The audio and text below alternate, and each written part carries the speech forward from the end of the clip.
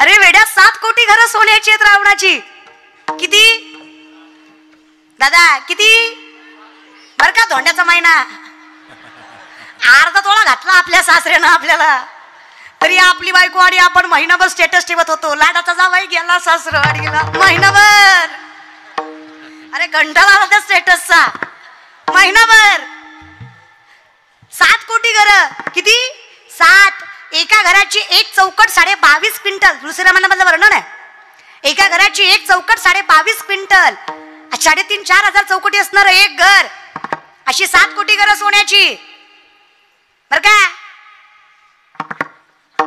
2 BHK. आपल्या गाडे हप्त्यावर आहे तरी भजन करीत नाही. अरे 80,000 बायका 1 लाख परत 1.25 लाख न तू नवग्रहाच्या पायऱ्या कुबेर राखणीला गाडव वळी गजानन सटवी करी बाळांतपण ही सत्ता रावणाची. आज तागायत रावणासारखा शिवभक्त दुसरा झाला. It's now movement. आत्ताच्या क्षणापर्यंत सगळ्यात मोठा शिवभक्त रावण आहे. धन्य भाग्य रावणाचे दास झाले शंकराचे. नाथ रामायणामध्ये वर्णन आहे. रावणाच्या शिवपूजेला 7 ते 8 तास वेळ लागायचा. 14 माणसं पूजेचं सामान हाताखाली द्यायला होती. रोज 1,000 कमळ तो शिवपिंडीला व्हायचा. पूजेतनं उठत नव्हता. चुकून एके दिवशी 999 कमल भरले. तो पूजेतनं उठला नाही, कुणाला आणायला सांगितलं नाही. त्याचं धर्म कर्म त्याने सांभाळलं. स्वतःचं शीर कापलं आणि 1,000वं शीर कमल म्हणून शिवपिंडीला अर्पण केलं. एवढा महान शिवभक्त रावण होता. नाश पावला त्याचं कारण आहे ॲटिट्यूड, अहंकार, गर्व, माज. मराठी भाषेत महाराज का कळतं ना? एवढा मोठा शिवभक्त आहे. ज्ञानाचं म्हणाल तर लंका कोणाची? लंका बोलत जा रे, काय हरकत नाही महाराज बर का. लंका कोणाची? महादेवांची. लंका कोणाची आहे? महादेवाची आहे. लंकेचं स्थापत्य महादेवाचं आहे. लंकेची पार्वती ऐकलं असेल ना? अगं काय लंकेच्या पार्वती सारखी फिरतीयस? लंकेची पार्वती. लंकेचं स्थापत्य महादेवाचं आहे. महादेवाच्या लंकेच्या वास्तुशांतीच्या पूजेला रावणाला बोलवलंय. कारण शास्त्र वेद उपनिषद पुराण पाठ आहेत रावणाची. इतका ज्ञानी आहे रावण. इतकी सुंदर पूजा मांडली, इतके शुद्ध मंत्र म्हणले की देवही खुश झाला. आधीच शिव स्वभावाने भोळा आहे. सगळ्या देवापेक्षा लवकर पावतो तो शिव आहे. शिव स्वभावाने भोळा आहे. नाथबाबा सांगतात शिव भोळा चक्रवर्ती. फार भोळा आहे शिव स्वभावाने. देव इतका खुश झाला. शिव म्हटले काय मागायचं ते माग. जगातला पहिला पुजारी वास्तुशांतीला आला आणि बंगलाच घेऊन गेला. कळलं त्यालाच कळलं महाराज. विनोद न कळणं हा सगळ्यात मोठा विनोद आहे. हेही कळलं त्यालाच कळलं महाराज सारखं. कीर्तन झाल्यावर एक हसत होता.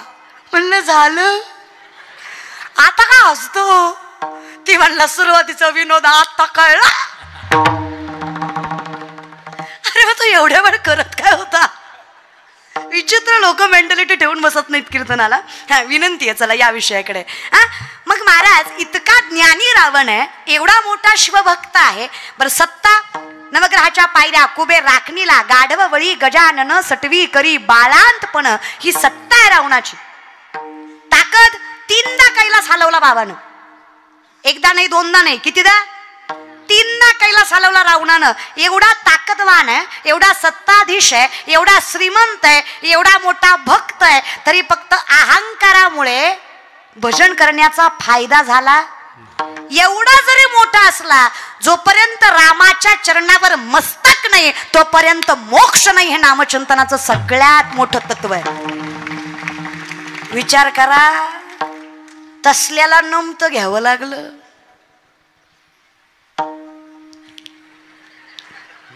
अरे काय आहे तुझ्याकडे?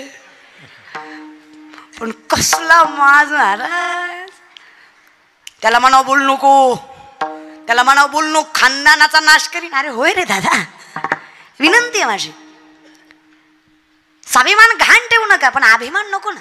स्वाभिमान नाही घाण ठेवायचा. कळलं पाहिजे आपण कोण आहे, किंमत स्वतःची कळली पाहिजे. असंही नाही की प्रत्येक ठिकाणी नमतं घेतलं पाहिजे. जे भामटे त्यांच्या चरणावर मस्तक ठेवण्यात मजा. कळलं पाहिजे खरं काय आणि खोटं काय. ते म्हणाल कुणाच्याही चरणावर मस्तक ठेवायचे बिलकुल नाही. भले तरी देऊ कासेची लंगोटी, पण नाठाळांच्या माती हानू काठी. आमच्याशी प्रेमाने वागलात, अंगचं धोतर सोडून तुमची लाज राखू, पण आमची लाज काढायला लागला झेंडा खाली दांडावर करून धोतराची ताकद दाखवू. अरे काही येडे बिडे समजता का काय आम्हाला? अरे भगवेधारी आहेत आम्ही. ताकद एवढी आहे, नसल मनगटात पण विचारात आहे ना. मनगटात नसली म्हणून काय झाली? काल, आज आणि उद्या तुम्हाला हे मान्यच करावं लागेल. शस्त्रापेक्षा शास्त्र कधीही ताकदवानच आहे. शास्त्राने जग जिंकता येतं. शास्त्राचं काय येऊन बसले? ती शास्त्र पाळणारी माणसे रे आम्ही. हा जवळ प्रेमानं वागाल तवर तुम्हीच मोठे रे. पण विनंती एवढीच आहे. तुकोबा सांगतात बरं का, मी काय बोलणार आहे. तुकोबा म्हणतात नाठाळांच्या माती कळलं पाहिजे तो पुढचा कसा आहे, सत्य बोलतोय का या विषयाकडे. म्हणून विनंती आहे महाराज, आम्हाला आमची किंमत कळावी. एवढा मोठा रावण असताना सुद्धा जगाच्या मालकाने रावणाच्या 3 अपेक्षा पूर्ण केल्या नाही. बरोबर आहे? 3 अपेक्षा आहेत. स्वर्गाला शिडी लावणे, सोन्याला सुगंध आणणे, खारा समुद्र गोडा करणे. या 3तलं एखादं झालंय का? झालंय का मायबाप? बोललं जा मायबाप, बोल बा. झालंय का? स्वर्गाला शिडी लागली का? सोन्याला सुगंध आणला का? खारा समुद्र गोडा झाला का? मी म्हणते शिवभक्त आहेत, ज्ञानी आहेत, तपस्वी आहेत, मातृभक्त आहेत, ताकदवान आहेत, तरी सुद्धा रावणाच्या 3 अपेक्षा का पूर्ण नाही झाल्या? का तर त्या निसर्गाच्या विरोधात आहेत. तुम्ही म्हणाल काय निसर्गाच्या विरोधात आहे? करायचा खारा समुद्र गोडा. अरे पाण्याची कधी चिंता राहिली नसती. सामर्थ्याने सगळ्या जगाने पाणी पिलं असतं. पाऊस पडला असता नसता, काही फरक पडला नसता. वेड्या, जर सागर गोड झाला असता तर पाऊसच पडला नसता.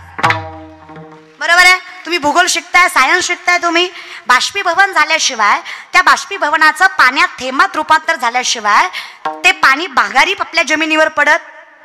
ते कशामुळं होत आहे? मिठाच्या क्षारामुळं होत आहे. जर समुद्र गोडा झाला तर पाऊस पडणार. मग खारा समुद्र गोडा करण्यात मजा. बरं मी म्हणते जाऊ दे मरुद्या, ते स्वर्गाला शिडी लावायची. एवढा मोठा शिवभक्त होता ना रावण, देवाने ऐकायला पाहिजे होतं भक्ताचं. लावायची ना स्वर्गाला शिडी, त्याला काय झालं असतं? आमच्यासारखी भजनं करू करू मिली असती. आणि आम्ही शिडीवर चढलो की पिदाड्यानं धोतर धरून वडलं असत.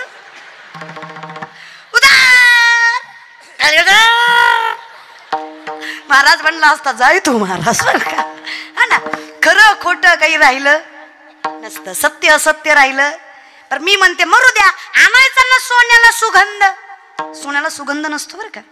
आणायचा ना सोन्याला सुगंध, काय झालं असतं? सोन्याला सुगंध आला असता, चोराला हुंगून कळलं असतं सोनं कुठे, वासावर कळलं असतं सोनं कुठे, भलत्या चोऱ्या झाल्या असत्या. सोनं घालायची मुभा राहिली नसते.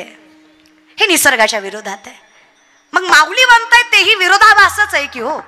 जिथे आम्ही म्हणतो संसार दुःखाचा आहे, तिथं माऊली म्हणतात सुखाचा करेल. हा विरोधाभासच आहे. तो लंकेचा राजा असून त्याचं मान्य झालं नाही. अहो मायबाप, थोडा विचार करा. तो लंकेचा राजा आहे, माझे माऊली अलंकेचा राजा आहे. त्यांचं मागणं पूर्ण होणार. मागणारे माऊली आहेत. कोणाला मागितलंय? पटपट बोला. मागणारे माऊली आहेत. कोणाला मागितलंय? देवाला, विठ्ठलाला, पांडुरंगाला मागितलंय. तुम्हाला काय वाटतं, माऊली आणि पांडुरंग वेगळे आहेत? देवते संत निमित्त त्या आम्हा तया परस्परे एका नामाचीच अंतरे. तुझ्यात आणि माझ्यात काय फरक आहे पांडुरंगा? नामदेवराय तीर्थयात्रेला जातो, म्हणजे ज्ञानोबाराय तीर्थयात्रेला चालले होते. देवाकडे याचना केली की देवा नामदेवरायांना सोबत पाठवा. नामदेवराय म्हणले आम्ही येत नाही, कटेवरी कर नाही ज्या देवाचे, न घे मी तयाचे दर्शन. ज्याचे कटेवर कर नाही, विटेवर पाय नाही, त्या देवाचं मी दर्शन घेत नाही. मी एकमेव पांडुरंगाचा भक्त आहे. मला कोणाच्याही चरणावर मस्तक ठेवायला सांगायची. ते म्हणले ठेवू नका, सोबत तरी चला. म्हणून ज्ञानोबारायांच्या हट्टापायी, कारण माणूस कोण आहे हे फार गरजेचं असतं, न्यायला कोण आलंय हे फार गरजेचं असतं. म्हणजे बघा ना महाराज, सुनबाईला यावर्षी ठरवलं गेलंय की सुनबाई यावर्षी भरपूर कापूस काढायचा आहे, यावर्षी भरपूर सोयाबीन काढायचंय, दिवाळीला जायचं नाही. सुनबाई आता सासरवास आहे की नाही? बाईचा सासरवास कधी कमी होतो माहित आहे? माहेराचा आधार असला की. ती जेव्हा सामर्थ्याने म्हणते ना माझे मायबाप काय मेले नाही, तर माणूस जरा नमतं राहतं नाही की नाही? आणि त्याच्यापेक्षा कमी सासरवास जिचा नवरा शहाणा आहे, जिचा नवरा शहाणा आहे, जो सामर्थ्याने आपल्या बायकोला साथ देतो, त्या बाईला सासरवास सहन करायचं काहीच अवघड वाटत सासूने बोलावं, सासऱ्याने बोलावं, नंदेनं बोलावं, जावेनं बोलावं, गावानं हिनवावं, फक्त नवऱ्यानं रात्री म्हणावं, अगं कशाला टेन्शन घेती, मी आहे ना. बाई आनंदानं संसार करते. खरं एक नाही ग, खरं एक नाही ग माय परतूरच्या माय मावल्या. अगं माझं झालं नाही म्हणून तुम्हाला विचारते ग, माझं झाल्यावर येईल मला अक्कल. तोपर्यंत माय मला सांगा खरं आहे की नाही ग. बरं मी नाही म्हणत, मी का बोलावं उगच. माऊली सांगतात जरी सख्याचा जिवाळा बाय सासरवासच आहे. जर प्रेम नवऱ्याचं असेल तर बाई सासरवास सहन करते. खरं आहे ना ग माय. हा खरं आहे महाराज, शिका जरा शिका. दोन शब्द गोड बोलत जरे, दोन शब्द. लय रे लय कसर तुमच्या तोंडाचं करा हो. सगळ्या दिवसभराचा राग त्या माय माऊलीवर काढता की ग. पाया पडते तुमच्या, गोड बोलत जरे. एकानं मनावर घेतला, घरी गेला, बायकोला म्हणला काय भाजी केली, तुझ्यासारखी भाजी, हा हा हा हा. अगं आजपर्यंत एवढ्या भाज्या खाल्ल्या पण आज सारखी भाजी, वा कुठं तुझा हात, वा वा वा. तिनं दरवाजाची कडी लावली, कोपऱ्यातला झाडू घेतला ना असा मारला.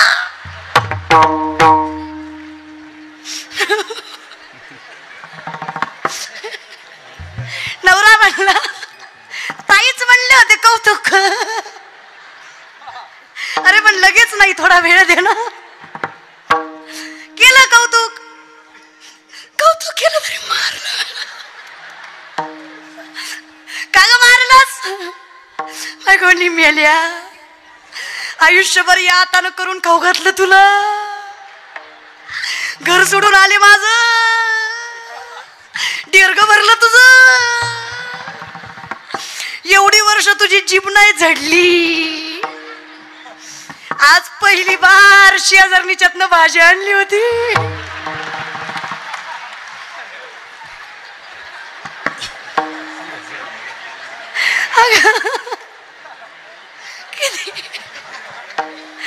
करा कौतुक. याचं तात्पर्य एकच आहे, कुठलीही गोष्ट अचानक बदलात घेतली की चुकीचं. तुका म्हणे नाही चालत तातडी, प्राप्त काळ घडी आल्या विना. वेळ आल्याशिवाय कुठलीच गोष्ट करायची किंवा कुठल्याच गोष्टीचं फळ वेळेशिवाय मिळत चुकीचं मिळतं. ह्या विषयाकडे मग गोड बोलत हा. म्हणजे ही मी यांना बोलले याचा अर्थ तुम्ही लय गुणाचे आहेत असं बी नाही महाराज. नाही उगं उगं तुम्ही लय आहेत म्हणून आपलं तुम्हाला गोड बोलते मी महाराज, जाताना काय त्रास होणी म्हणून, बाकी काही नाही महाराज. तर तुमचं बी चुकतं ग माय. मरमर मरतय का आपल्यासाठी, कुणासाठी करतय, आपल्यासाठी, आपल्या लेकरांसाठी करतय. काय लागतं ग माय. मी शास्त्राच्या पलीकडे बोलत नाही माय बाप. मी तुम्हाला एवढं सामर्थ्यानं का सांगते माहित आहे, ज्या बाईचा स्वतःच्या मुखावर ताबा आहे आणि ज्या पुरुषाचा नीतिमत्तेनं कष्ट करायची दानत आहे, ज्याचा नीतिमत्तेवर ताबा आहे, जी बाई तोंड वावगत नाही किंवा चुकीचं वापरत नाही आणि जो पुरुष नीतिमत्ता सोडून पैसा कमवत नाही, त्या घरातला भगवंत आणि लक्ष्मी कधीच दुरावत नाही. हे धर्मशास्त्र सांगतं, मी नाही. वाणी रसवती यस्य यस्य श्रमवती क्रिया, लक्ष्मी दानवती यस्य सफलम तस्य जीविता. अगदी सोपं आहे. बाईने थोडंसं मुखावर ताबा ठेवावा, म्हणजे भांडावं नाही असं. भांडणं अधिकार आहे, भांडायचं वेळ बघून. जरा तुम्ही चुकीच्या वेळी भांडता, तुम्ही मोका धरून भांडता. नवरा ताटावर बसला, रामायण चालू, राम म्हणतो तांबे बी तुला ताट बी तुलाच. चांगला भाकरी खात होता, उगच्या उग